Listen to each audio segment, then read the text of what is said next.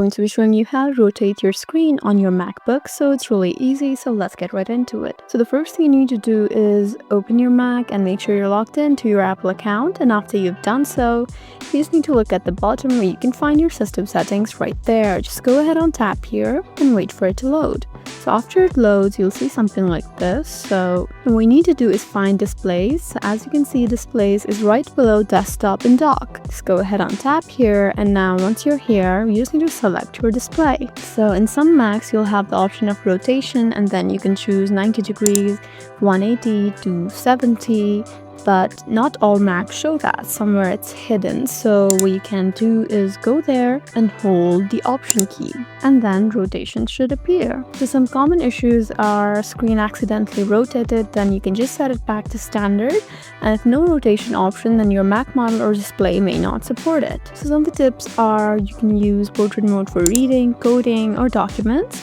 So in this way, you can successfully rotate the screen in your MacBook. I hope this video was helpful for you. Please leave us a like and drop us a comment down below, and we'll see you again in our next video. Thank you for watching.